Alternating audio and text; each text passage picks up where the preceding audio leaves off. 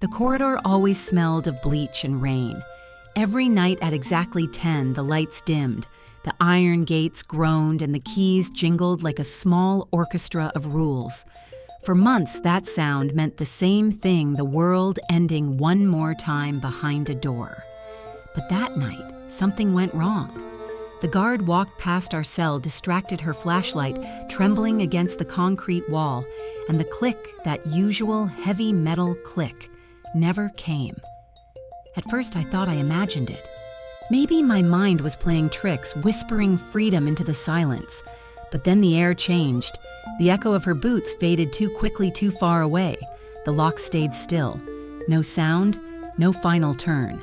Just the pulse in my ears. I sat up slowly, my blanket heavy with the smell of detergent.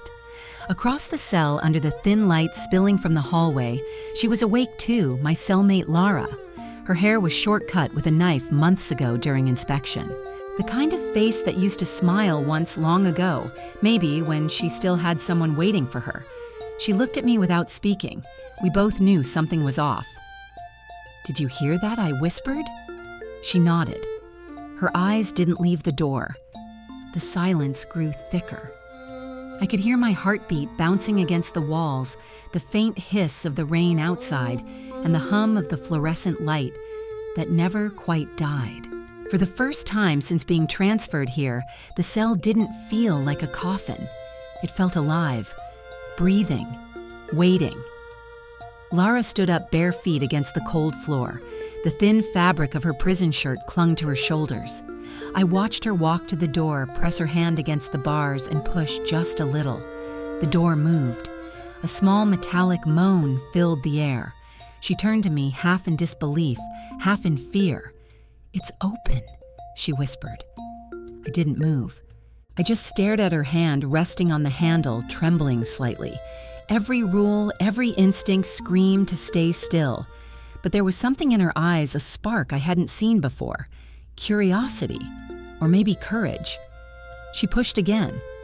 The door opened just enough to let the air from the corridor drift in. It smelled different, like dust and possibility. "Do you want to see?" she asked. It wasn't an invitation to escape. We both knew there were more doors, more guards, more walls. It was something else. A moment outside of time where fear bent into wonder. I stepped closer, my bare toes touching hers on the cold floor. The hallway beyond looked endless, pale, quiet. I could hear the rain tapping the window at the far end, and somewhere deep in the building, a radio playing an old song about love that never ends. We didn't speak again. She just stood there, holding the door open, with one hand the other brushing against mine as if by accident. Her skin was warm, impossibly warm in that frozen place. That touch lasted less than a breath, but something inside me shifted.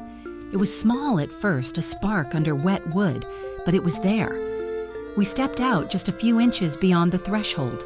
The air was heavier, colder. The sound of the world outside the walls felt unreal. Every step echoed like a heartbeat too loud for this place. Lara turned to me, her voice barely a thread. "Feels strange, doesn't it? Not being locked in." I nodded. The hallway lights flickered, and for a second, her face disappeared in shadow. When it came back, she was smiling, not the smirk she used when the guards weren't looking, not the grin she flashed at jokes from the other inmates. This one was softer, fragile, like something blooming in winter. I didn't know what to do with that smile. It felt like sunlight after too many gray mornings. I looked away, but the warmth of her gaze stayed. "You ever wonder what you'd do if you could just walk out?" she asked. "All the time," I said. "But I wouldn't know where to go."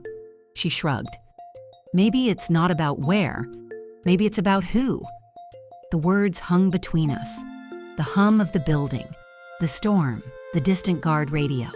Everything felt muted. I looked at her again and realized I had never really seen her until that moment. The scar near her lip, the way her lashes caught the dim light, the quiet strength in her voice. There was something raw and real in her presence, something freer than any door could hold. The hallway stretched behind us like a decision waiting to be made. I could almost taste the fear and the thrill tangled together. Then we heard a sound, a faint clang from somewhere upstairs. We froze. For a second, I thought it was the guard coming back. Lara's hand found mine gripping tight. I didn't pull away. The noise faded. We waited, breath-held hearts, sinking in the silence. When she finally let go, the warmth stayed on my skin. We didn't try to run. We just stood there, two shadows in a place not meant for dreams, listening to the world breathe on the other side of a door that should have been locked. That night, nothing happened that would make it into the reports. The cameras probably saw nothing, but something opened. Not the gate, not the system. Something quieter. Something inside both of us. And though the door clicked shut again by morning, I couldn't unhear the sound of freedom, or the sound of her voice when she whispered before dawn, almost to herself, "Maybe they'll forget again tomorrow." That's how it began. My lesbian era begins the night the guard forgot to lock the door. The rain kept whispering through the cracks in the roof, each drop sliding down the rusted bars, like time refusing to stop. The door was still open. It shouldn't have been, and yet it was a wound in the prison's rhythm, a slit where the world outside peeked in. Lara leaned against the wall, her shoulders tense, but her eyes distant. The light flickered, catching the thin line of sweat on her neck. I wanted to ask her what she was thinking, but the question felt too loud for this kind of silence. "You don't sleep much, do you?" she finally said. "Not when it rains," I answered. She smiled faintly. "You get used to the sound after a while. It's the only honest thing in here." Her voice carried that softness that hides behind strength, a tone you only hear when someone stops pretending. I sat beside her close enough to feel the warmth through the cold concrete. She didn't move away. The hallway beyond our cell stretched into darkness. Every few seconds a light hummed, then went still. The other inmates were asleep. Their snores rose and fell like waves. For once, there were no guards, no orders, no footsteps. Just us and a door that forgot to obey. "Why are you here?" I asked, the words spilling before I could stop them. She didn't look at me. Wrong place, wrong person. Maybe both. "Did you hurt someone?" She shook her head. "I thought I was saving someone. Turns out that's the same thing here." We sat quietly again. I wanted to ask more, but something in her eyes said not to. Instead, I watched her trace circles on the floor with her finger, the motion slow, hypnotic. Her hands looked rough cut by years of work and survival, but there was a kind of grace in the way she moved, like she was still holding on to the memory of gentleness. "Do you miss anyone?" she asked suddenly. I hesitated. "I used to. Now I'm not sure if they still remember I exist." "Then you miss being remembered," she said. It was the kind of truth that hurt because it was too simple. I looked down my throat tight. "What about you?"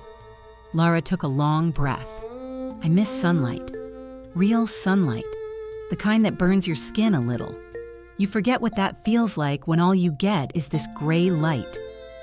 I turned to her then, and for the first time she met my gaze without looking away. There was something unspoken there, a question neither of us dared to ask. I realized how close we were sitting. Our knees almost touched. Her eyes softened.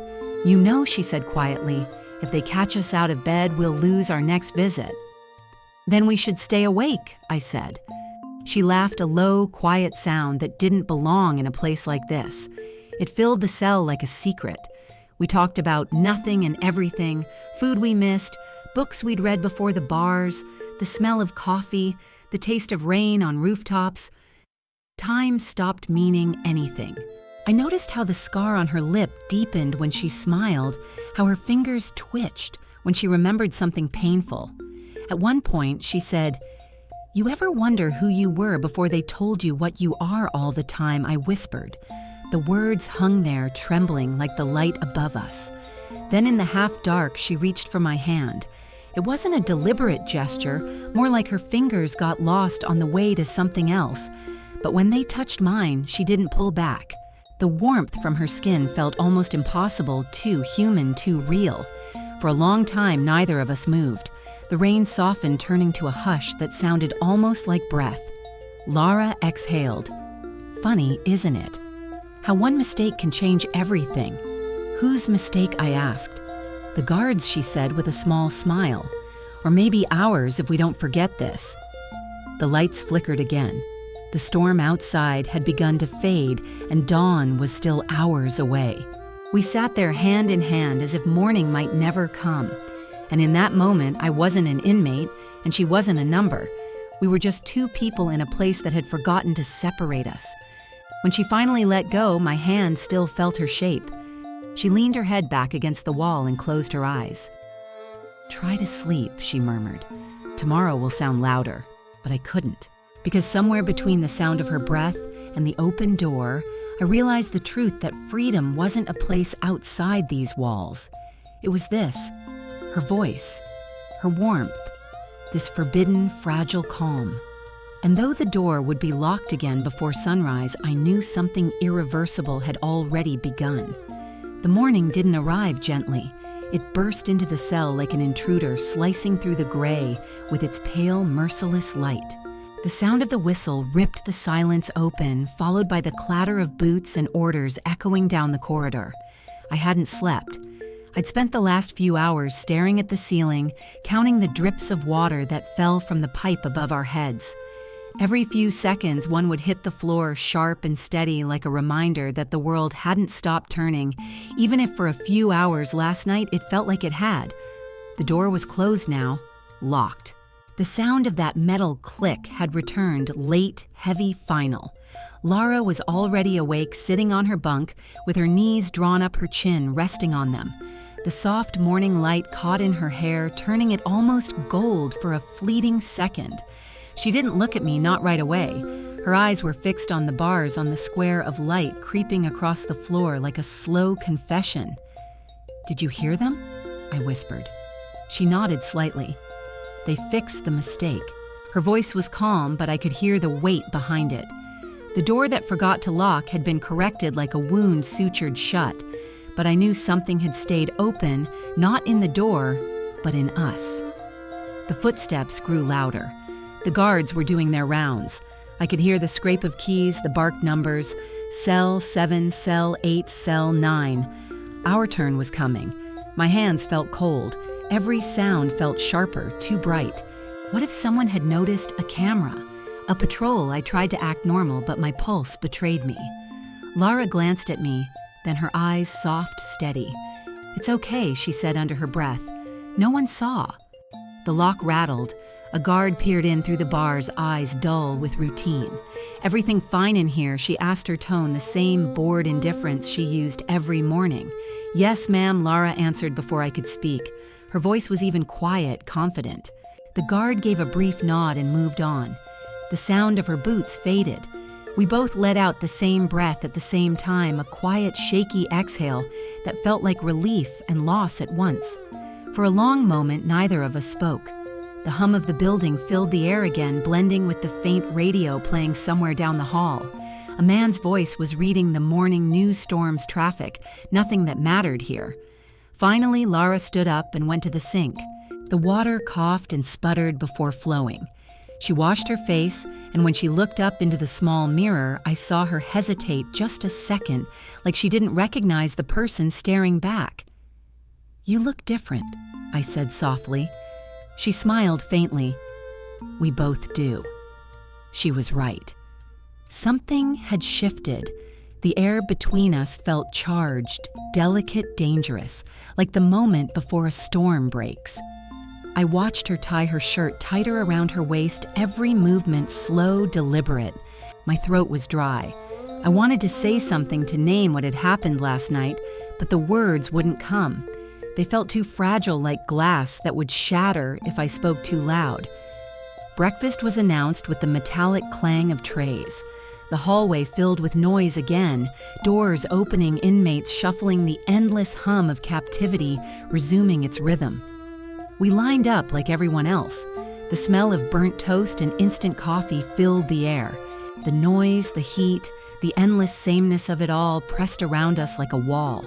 But every few seconds, I felt her beside me, her shoulder brushing mine, the faint scent of soap clinging to her skin. When we reached the food counter, I noticed her tray had a crack in it. a thin fracture running across the middle like a scar. She didn't seem to care. She handed it to the cook, took her bread, her coffee, her silence. We sat at the same table as always, far left corner, 2 seats facing the window. The glass was dirty, fogged with fingerprints and years of rain. Outside, the world was gray again. I stirred my coffee, staring into the ripples. "Do you think anyone knows I asked?" She took a bite of bread, swallowed, then shook her head. No one cares enough to notice. Her tone wasn't bitter. It was factual, like she was stating the weather. But there was something else in her eyes, something alive, something that hadn't been there before. When she looked at me, it wasn't the way inmates look at each other, measuring cautious, wary. It was softer, almost curious. The kind of look that stays with you long after it ends. "Last night I began, but she cut me off gently. 'Last night doesn't exist anymore,' she said. I wanted to argue to say it did, that I could still feel her hand, still hear the rain, still smell the air that had tasted like freedom. But then she added quietly, "That's what keeps it safe." Her logic hit me harder than any rule ever could. She was right. What happened last night lived only because it wasn't written down, wasn't spoken aloud. It existed between breaths, between glances. It was a secret carved into silence. When breakfast ended, the guards ordered everyone back to their cells. The hallway pulsed with noise again, chains of voices and footsteps. As we walked, she brushed against me, barely a touch, but enough to send that same warmth running through me again. Back inside, the cell felt smaller than before. The air heavy electric. She sat back on her bunk, leaned against the wall, and looked at the door. "Strange," she said. "It's locked again, but it feels different now." I nodded. Maybe because we know it doesn't always stay locked. A shadow of a smile crossed her lips. Maybe because we're the ones who opened it. We fell quiet again. Outside, the wind howled through the cracks in the roof. Somewhere a guard shouted orders. But inside our small gray world, everything had changed color. I watched her close her eyes, her lashes trembling slightly. For a moment, I thought she'd fallen asleep. Then she whispered almost to herself, "You ever think freedom isn't about leaving? It's about finding someone to wait with." The words sank into me like slow rain. I didn't answer. I just sat there listening to her breathing, feeling the weight of morning settle between us. The world outside our cell moved on indifferent, mechanical, alive with its noise. But for me, time had narrowed to this one point, the space between her heartbeat and mine, the thin line between fear and something dangerously close to tenderness. That morning, I learned that not every prison has bars. Some are made of silence, some of rules, some of the things you're too afraid to name, and some, like the one I was in now, disappear the moment someone looks at you long enough to see the person you used to be. The second night always comes faster than the first. Maybe because once you've tasted something forbidden, time stops moving the same way. The day had dragged on endlessly. Inspections, roll calls, chores.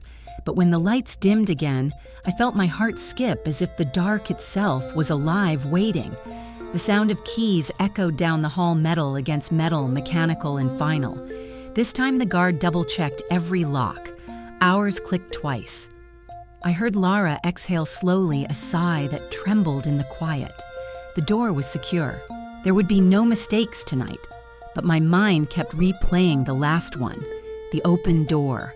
Her hand finding mine. The breath we shared before dawn. It haunted me all day in the mess hall, in the laundry, even in my dreams when I closed my eyes during break.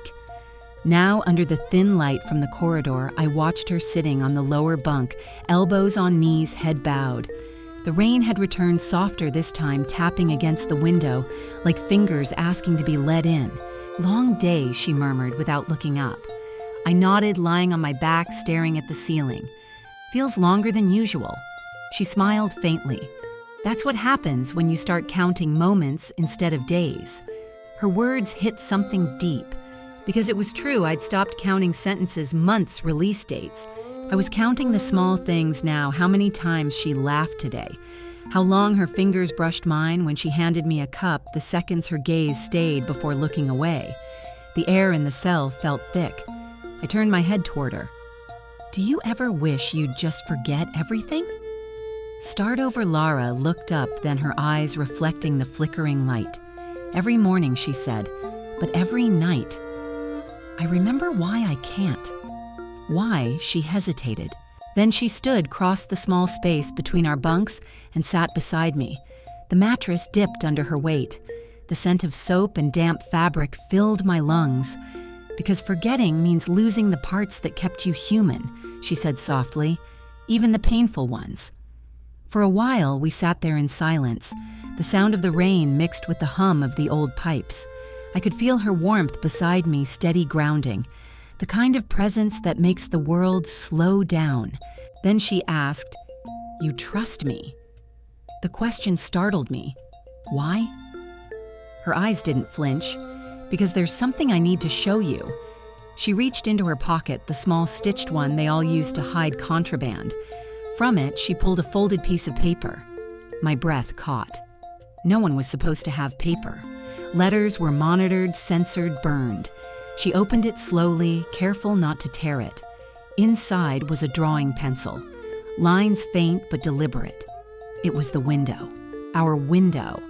But outside the bars, she'd drawn the sky not gray but filled with stars, each one darkened with care. "You drew this," I whispered. "Every time the lights go out, I add one more star," she said. "One for each day I still feel alive." I stared at it, at the way she'd shaded the edges, the way the lines trembled near the bottom as if drawn by candlelight. "It's beautiful," I said. "It's stupid," she replied. "But it reminds me there's still something beyond these walls." I looked at her, then really looked. "You're not stupid." For a heartbeat, everything stopped. She was so close that I could see the faint freckles across her nose, the tiny scar on her chin. She smelled of metal and rain. Her lips parted as if to speak, but no sound came. The silence between us tightened, fragile and loud. Then the light flickered again, and in that flicker, I saw the thing we'd both been avoiding. The pull. The recognition, the quiet terror of wanting something the world had told us we couldn't have. Lara's hand moved before her mind could stop it. Her fingers brushed my cheek, hesitant, testing. My breath caught. The roughness of her fingertips burned against my skin, tracing a path of warmth that no prison could erase. She whispered, "You can tell me to stop." But I didn't. Her touch lingered, sliding down to my jaw, then falling away, as if afraid of its own courage. I turned slightly, meeting her gaze. The space between us dissolved. For a moment, we were two people suspended in the air, balanced on the edge of something irreversible. Then came the sound footsteps, distant but real. We froze. The paper slipped from her hand, fluttering to the floor. The light from the corridor brightened for an instant as a guard passed by. We held our breath. The beam of her flashlight sliced through the bars, scanning. I felt my heart stop. Lara's hand found mine under the blanket. The beam lingered, then moved on. The sound of the keys faded down the hall. Only then did we breathe again. Lara picked up the drawing and tucked it back into her pocket, her fingers trembling. "They'll search soon," she said quietly. "We should sleep." But neither of us did. The storm outside grew heavier. The sound of rain filled every corner of the room, drowning the world beyond. I turned on my side, facing her. She was lying on her back now, eyes open, staring at the ceiling. "You ever think I said softly that maybe we weren't supposed to meet?" Her lips curved into a sad smile. "Maybe. But it's too late for that. Too late." She turned her head toward me, and for the first time I saw fear in her eyes, not the kind that comes from guards or punishment, but the kind that comes from feeling too much. "Too late to pretend it doesn't mean something," she whispered. The words sank deep. I felt my throat tighten. I wanted to reach for her, but I couldn't move. It was as if the walls themselves were watching, waiting. Then thunder rolled across the sky. The sound shook the glass in the window. A droplet of water slid down the bars, catching the light glimmering like silver. Lara turned toward the sound, her face half lit by the flicker of lightning. "Do you know what the worst part is?" she asked. "What?" "That when you finally find someone who makes you feel human again, it happens in a place that doesn't allow you to be one." Her voice cracked slightly, but she didn't look away. Outside, the rain beat harder. The wind howled through the cracks like a warning. Somewhere in the distance, a door slammed metal on metal, a reminder of the world that owned us. But inside this cell, something else was happening. Something quiet, defiant, sacred. I reached for her hand in the dark. This time, she didn't hesitate. Our fingers intertwined naturally, as if they had always known the shape of each other. No words followed. None were needed. The rain spoke for us, the thunder filled the silence, and our hearts found a rhythm that belonged only to that night. The storm would end. The lights would return. The guards would shout, and the routines would begin again. But for now, there was only this two hands, a secret heartbeat, and a freedom that didn't need open doors. And as I lay there, feeling her pulse against mine, I realized something terrifying and beautiful at once. The night the guard forgot to lock the door hadn't been a mistake. It had been an invitation. The storm had passed, but the air still carried its weight, heavy, damp, electric. Morning came without warning, slicing through the cracks of the cell like a blade. I woke to the sound of voices, sharp, commanding, closer than usual. Inspection. Everyone up the hallway exploded in motion. Boots pounded, keys rattled. The guards' voices were clipped and fast, each word like a hammer on metal. My heart began to race before my eyes were even fully open. Lara was already standing, her hair tied back, face unreadable. She moved with a strange calm, the kind that comes from surviving too many mornings like this. But I saw the flicker in her eyes, a calculation, a worry. "Hide it," she whispered. I froze. "What?" "The drawing," she hissed under her breath. "Now." My pulse jumped. I turned to the thin mattress where she had tucked the paper the night before. I grabbed it, fumbling, panic blooming in my chest. Footsteps were already echoing closer, the clink of gear belts and the low growl of orders. Fast, Lara urged. Her tone wasn't angry, but it left no room for hesitation. I looked around, desperate there was nowhere safe. The walls were bare, the floor spotless, every surface visible. Then Lara stepped forward, snatched the paper from my hand, and without a word tore a slit in her own shoe's sole. She slid the folded drawing inside, pressed it down with her heel, and stood just as the door opened. Two guards entered. Their eyes were sharp, scanning everything bunk's corners floor. One of them was new. I recognized her voice, but not her face. She had the clipped tone of someone who enjoyed control. Hands on the wall, she barked. We obeyed. The cold concrete kissed my palms. My heartbeat thundered against it. The guards began to search. They lifted the mattresses, checked under the bed frame, opened the small metal box that held our soap and toothbrushes. The younger one picked up Lara's cup, sniffed it, and set it down with a smirk. "What's this?" she asked. Suddenly pointing at the corner of the bunk where a faint mark still lingered, the tiny smudge from where Lara's pencil had rolled last night. My stomach turned to ice. Lara's voice came steady even. "Rust, ma'am. The ceiling leaks." The guard crouched, running her finger over it. The silence stretched. Every second felt like it could crack open the world. Then she stood. "Fine. Keep it clean." I exhaled quietly. Too soon. The second guard, the older one, stepped closer to me. "You," she said. "What's your number?" I recited it automatically. My voice sounded distant, foreign. She studied me for a moment, then glanced at Lara. "You two always this quiet," Lara smiled, calm, effortless. "Makes your job easier, doesn't it?" A short laugh escaped the guard's lips. "Fair enough." She turned to leave, but before stepping out, she added, "We're tightening control. No more loose doors, no more chances." "Understand, yes, ma'am," we said in unison. The door slammed shut behind them. The sound reverberated through the metal like thunder trapped indoors. For a moment, neither of us moved. My knees felt weak. I turned toward Lara. "You could have been caught," I whispered. She shrugged, sitting down slowly on the bunk. "Better me than you." I stared at her, that casual tone, that quiet bravery that burned hotter than anger. "You didn't have to." "Yes, I did." She looked up at me, eyes steady. "Because if they found it with you, they'd think it meant something." I blinked. "And with you, they already think I've got nothing left to lose." The words hit me harder than any threat could. She pulled her shoe off, retrieved the paper, and unfolded it carefully.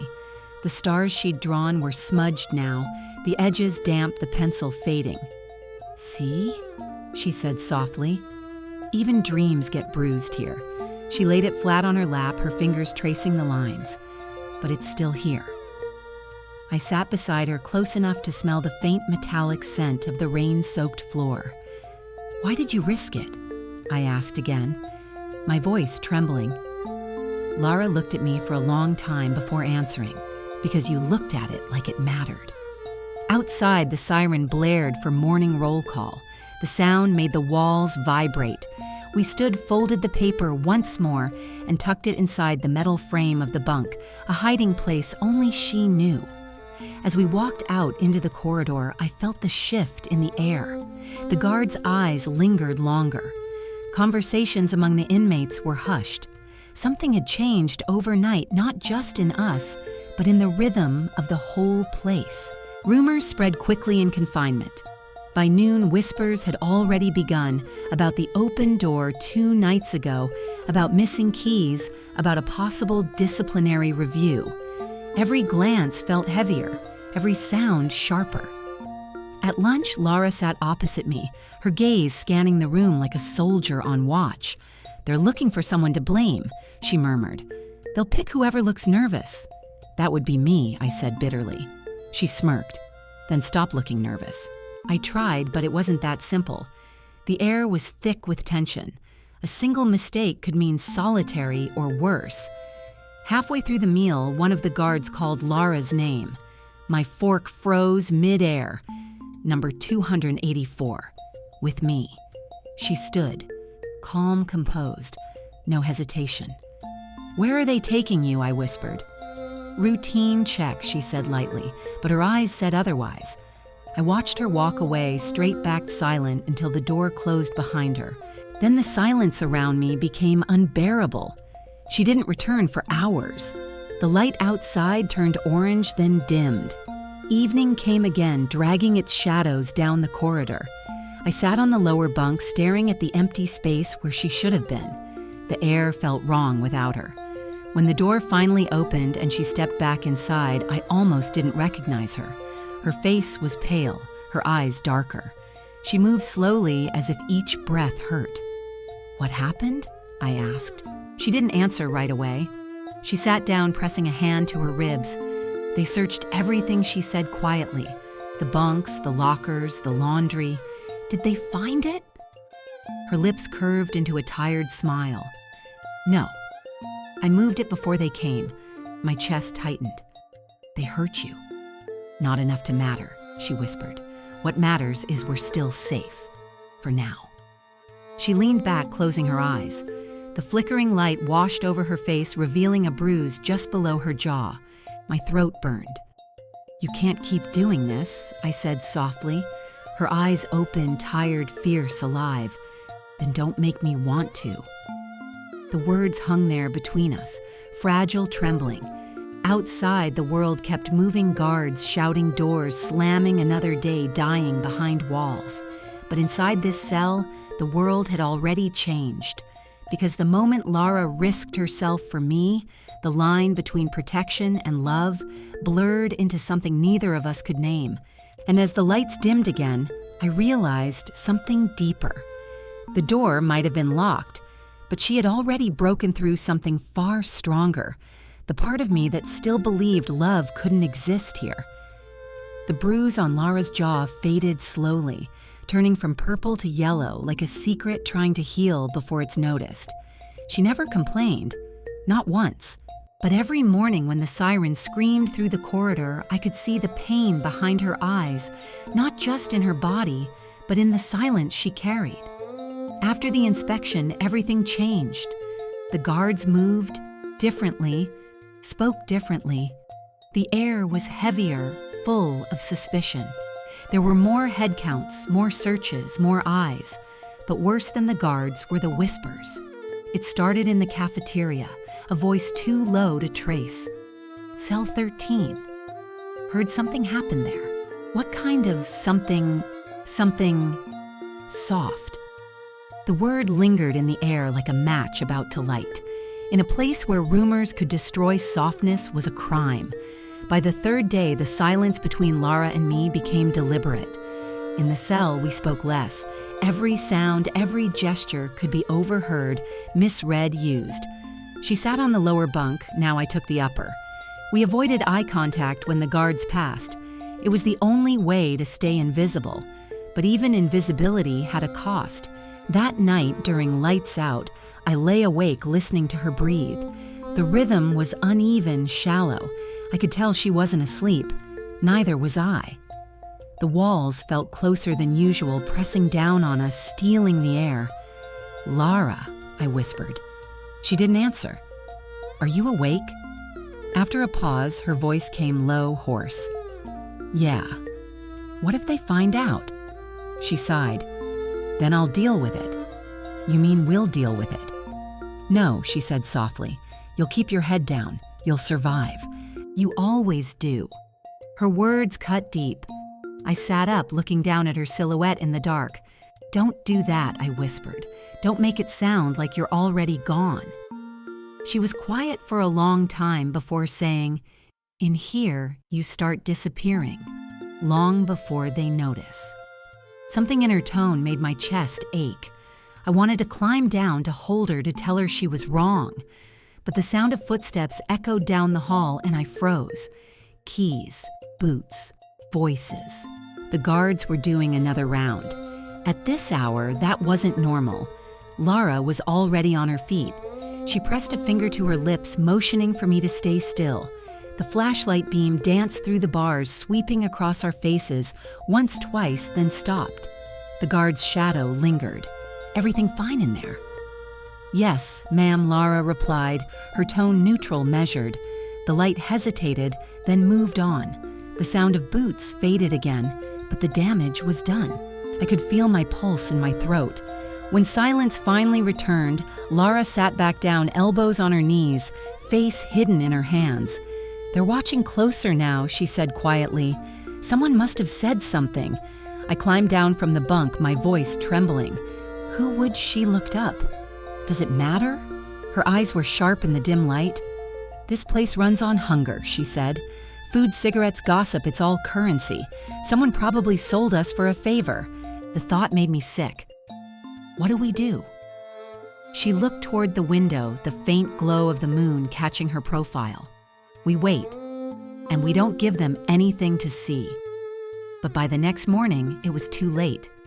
When I entered the laundry room, 2 women were already there, both older inmates, their faces lined by years of survival. They stopped talking as soon as I walked in. One of them, a tall woman with a scar across her cheek, smirked. "Morning, sweetheart," she said. The word dripped with mockery. I forced a smile and moved toward the sink. My hands trembled slightly as I reached for the soap. The other woman laughed under her breath.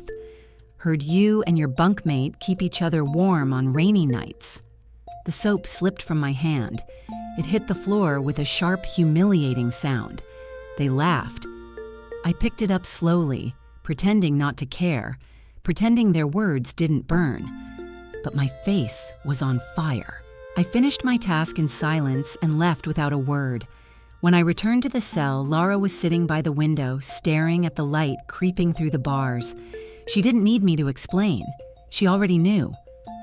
"They're talking," I said quietly. "I know. What are we going to do?" She turned to me. "We survive it." That's not an answer. She stood suddenly angry, not at me, but at the invisible noose tightening around us.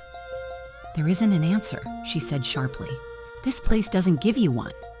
Her voice broke on the last word. The anger dissolved into something else. Exhaustion, fear, love, all tangled into a silence that filled the room. I stepped closer. "You don't have to protect me."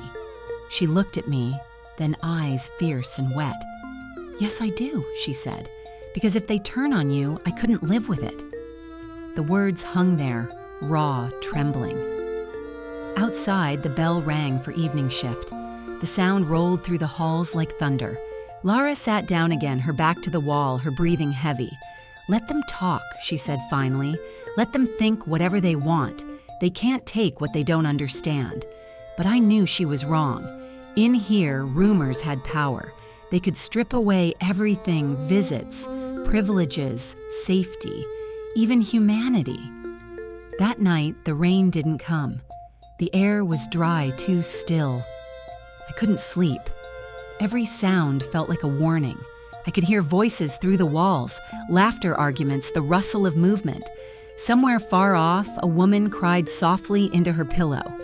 And beneath all that, I heard Lara's breathing, steady, low, alive.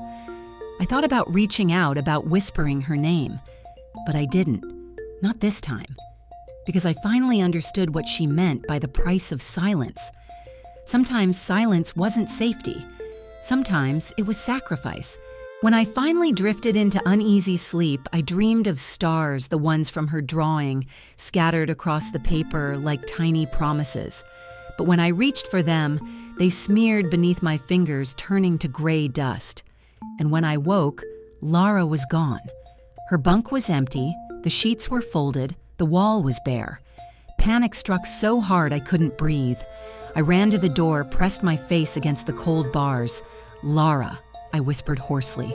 "Lara." No answer. Outside footsteps echoed calm, slow, deliberate. Then I heard a guard's voice. "Transfer. Cell 13." And my blood ran cold.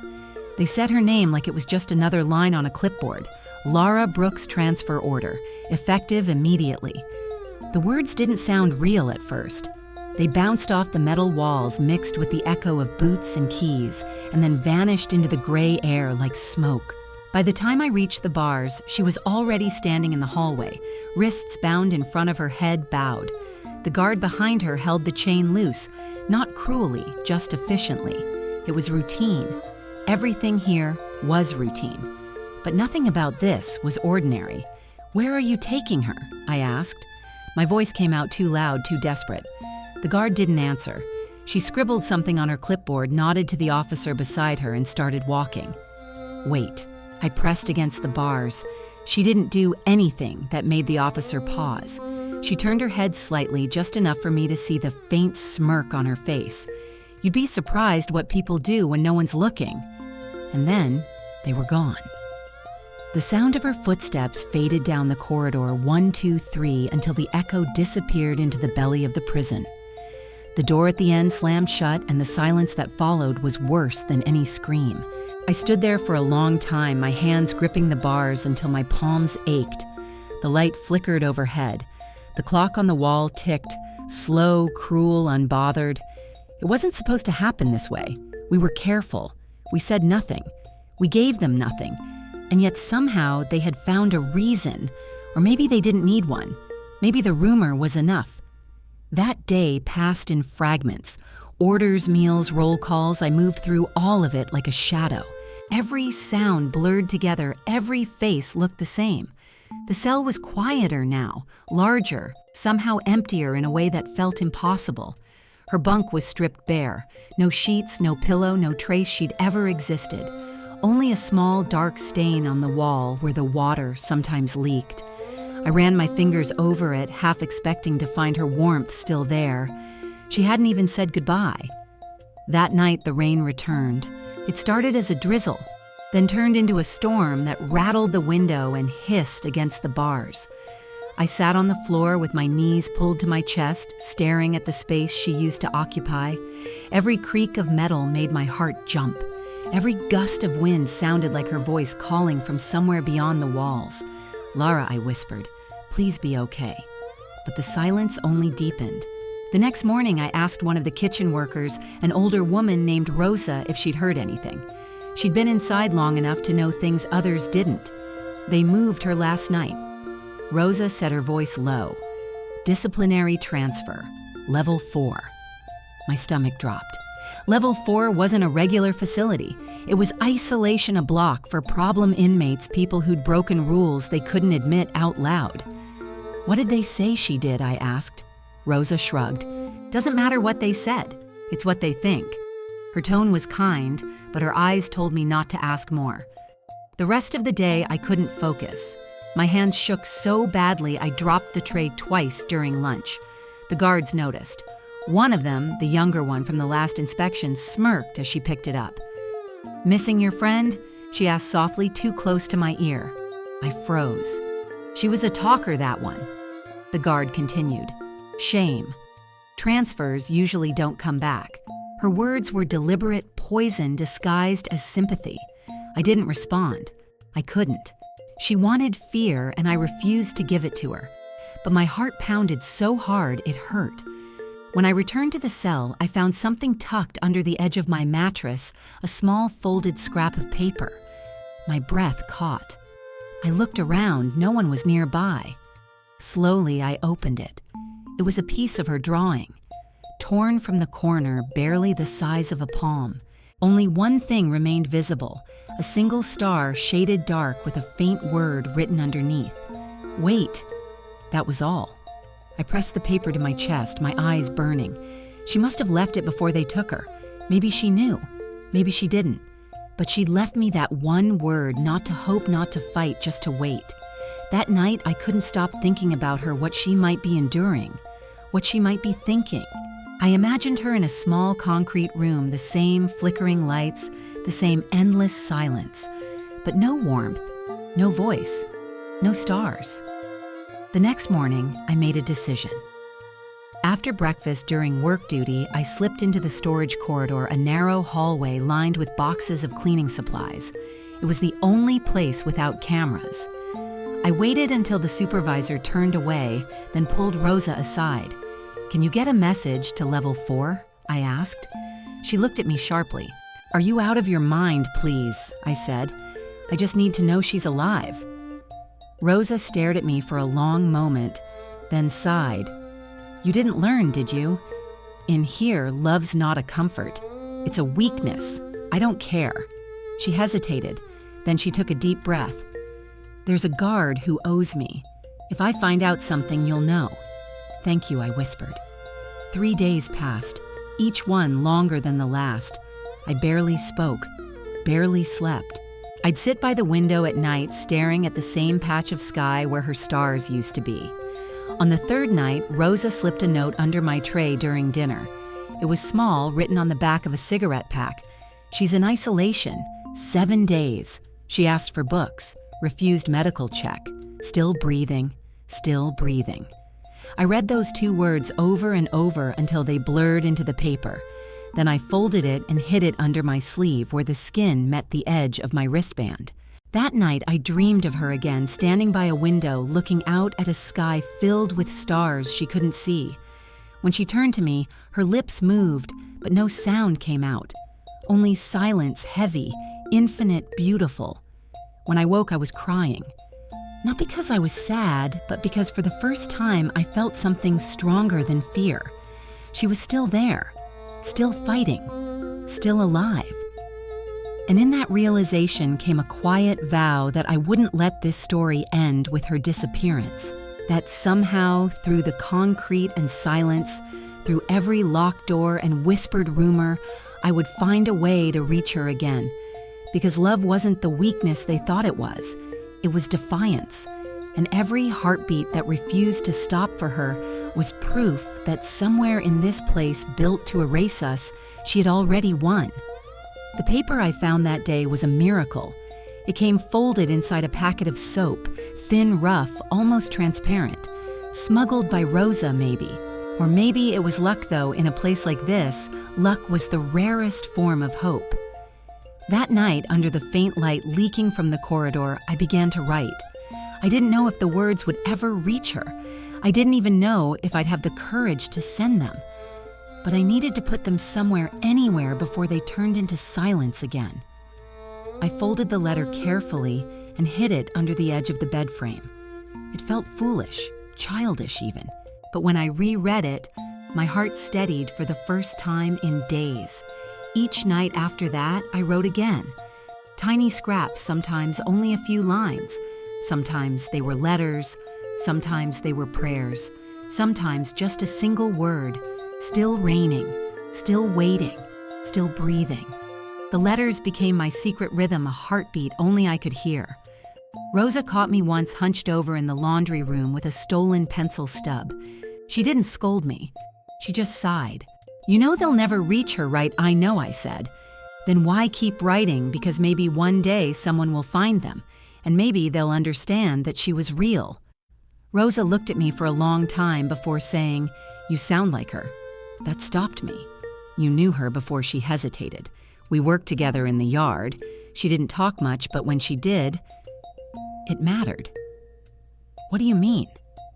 Rosa lowered her voice. "You don't know why she's here, do you?" I shook my head. She wasn't supposed to be. Lara wasn't a criminal. The words hit like a punch. Then why she took the fall for someone else? I felt the air leave my lungs. Rosa nodded. "A woman she worked with, her girlfriend, I think. There was a fight. Drugs planted. Lara kept quiet. Said it was her responsibility. Protected the other one till the end." I stared at her, speechless. She had a way of carrying guilt like armor, Rosa said softly. You couldn't tell if it was strength or punishment. When she walked away, I stood there for a long time, hands trembling around the half-written letter. Lara had never mentioned love before. Not her own. Not anyone's. The way she spoke, it was like she'd already buried that part of herself long ago. And yet, she still drew stars. That night, I wrote again. Days turned into weeks. The guards stopped watching me so closely, either they'd moved on to someone else, or they believed the story was over. They didn't know about the letters. Rosa helped me smuggle one out. It wasn't easy. It involved swapping laundry bins and bribing a guard with cigarettes she didn't have. But one night, she whispered through the bars, "It's done. If she's still there, she'll get it." I didn't sleep that night. I just sat by the window listening to the rain, imagining Lara's hands unfolding the paper, imagining her reading my words in the dim light of isolation, her lips curving the way they used to when she tried not to smile. For the first time since she left, I felt something like peace, until the next morning.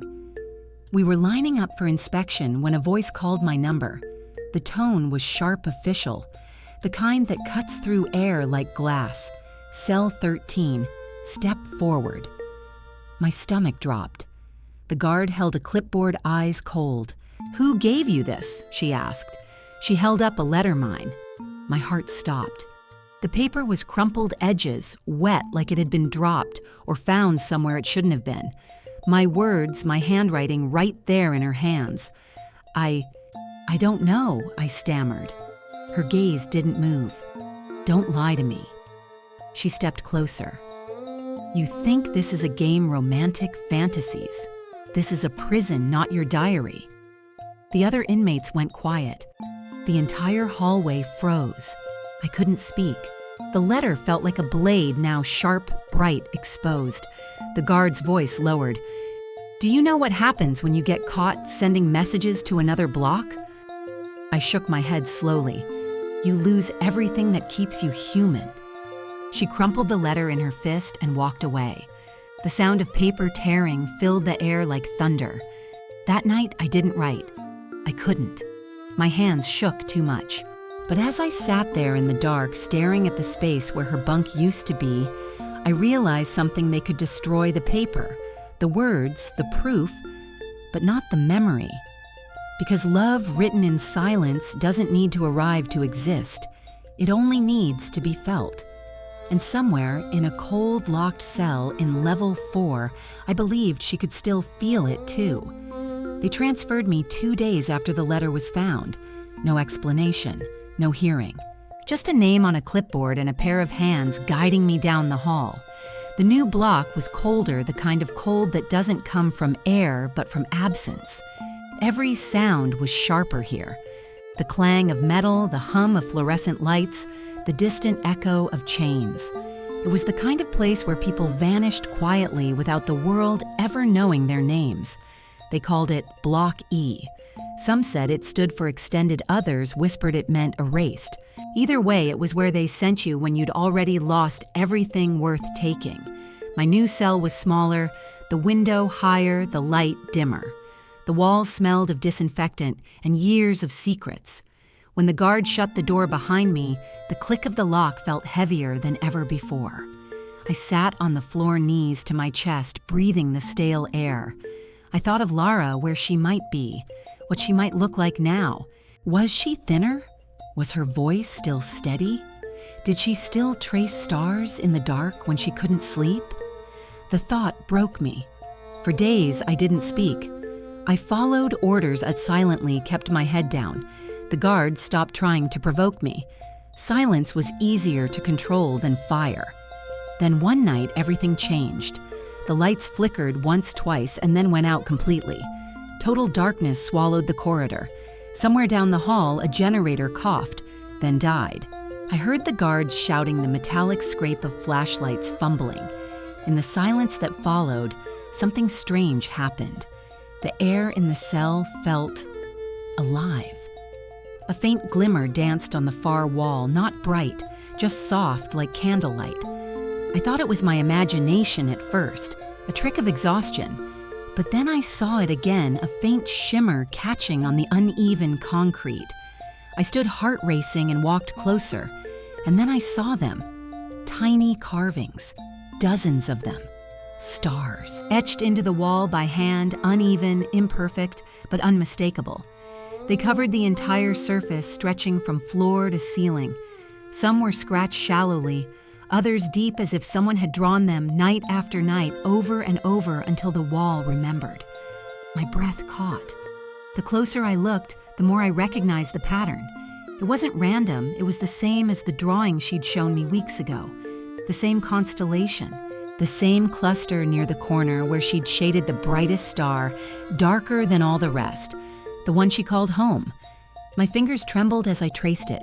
The carvings were rough but still warm from the touch of whoever made them.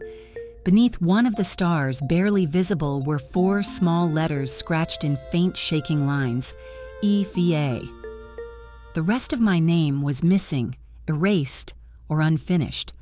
I couldn't breathe. I sank to my knees, pressing my forehead against the cold stone. "Lara," I whispered. "You were here." The darkness didn't answer, but I could feel it, the pulse of her presence, lingering in the walls, in the air, in the spaces between breaths. She had been here. Maybe not recently, but enough for the walls to remember her touch. Enough to leave behind a map for me to find. That night, I couldn't sleep. I sat by the wall, tracing each star with my fingertip. Every one of them was a story, a day she survived, a night she refused to forget. I imagined her carving them hunched over in the dark, the dull edge of a spoon or a rock in her hand, alone but not defeated. Maybe she'd known that one day I'd end up here. Maybe she'd left them for me. When the lights came back on hours later, the stars disappeared under the glare, just scratches on old concrete again. But in the dark, they glowed in my mind like constellations only we could see. The next morning, I asked the cleaning worker, a quiet woman with tired eyes, how long the carvings had been there. She looked around carefully before answering. "They started showing up a few months ago," she whispered. "Different cells. Always the same pattern. No one knows who's doing it. Do you?" I asked. She hesitated. Then with a faint knowing smile, she said, "Some things don't stop existing just because the guards say they should." Her words echoed in my head all day. That night, I took a piece of metal from the edge of my bed frame and began to carve beside hers. My hands shook, but I didn't stop. The sound was soft, a steady scrape that felt like breathing. When I finished, I stepped back and looked at what I'd made. Just one small star, right next to hers. Then beneath it, I scratched a single word, "found." A tear rolled down my cheek. Not from sadness, but from something deeper. The quiet realization that we were still speaking, still finding ways to reach each other even through concrete and silence. From that night on, the wall became my sanctuary. Each day I added a new star, sometimes small, sometimes faint, but always there. A new promise, a new fragment of her memory. Soon other inmates began to notice. Some asked what it meant. I told them it was a prayer, a way of keeping the sky alive when you can't see it anymore. And they believed me. Weeks passed. Then one evening during head count, Rosa appeared at the end of the hall, older, thinner, but still carrying that same quiet defiance. She caught my eye and made a small gesture, a tap on her chest, then on the wall behind her. I understood instantly. After the guards left, I waited until nightfall and ran my hands over the carvings again. Near the bottom corner where I hadn't looked before, I found something new, a tiny shape fresher than the rest, a half-drawn heart, and beneath it 3 letters scratched faintly, hurriedly, L.B. Lara Brooks. My breath caught. She was alive. She'd been here, maybe not long ago, maybe not far away. The realization filled me with a warmth I hadn't felt in months. Not hope, exactly, something quieter, sturdier. A knowledge that love, when it's real, doesn't fade with distance. It imprints itself onto the world, into walls, into silence, into the spaces where 2 souls once met. That night, before the lights went out, I pressed my palm against the wall right over the heart she'd carved. "I found you," I whispered, "and I'm not leaving."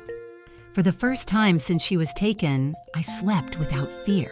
Because even if we never saw each other again, even if the world outside forgot us both, the stars on that wall would keep shining, a secret constellation, built from 2 women who refused to disappear.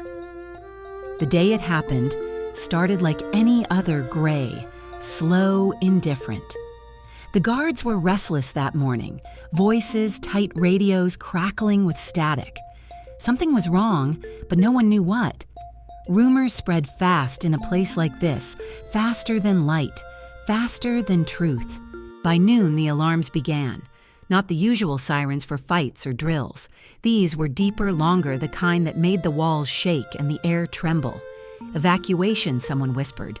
"Fire in the north wing." The sound grew louder, closer. Doors clanged open. Orders barked through the corridors. For the first time in months, chaos was louder than silence. Our block was last in line. The guards herded us down the narrow hallway toward the yard, shouting over the noise. The air reeked of smoke and metal. Somewhere far above, the lights flickered and died. When we reached the main corridor, I froze. Across the hall, separated by only a thin fence and a line of officers, was another group of inmates being moved from the isolation cells. Their uniforms were darker marked with the black stripe of level 4. And among them, head-bowed wrists, chained, moving slowly but surely, Lara. For a moment, everything else disappeared. The alarms, the shouting, the heat. All I could hear was my own heartbeat pounding in my ears. She looked thinner, paler, her hair shorter. But it was her. I would have known that walk anywhere, steady, deliberate, like she carried the world and refused to let it crush her. Lara. I didn't mean to scream her name. It tore out of me like breath after drowning. Her head jerked up.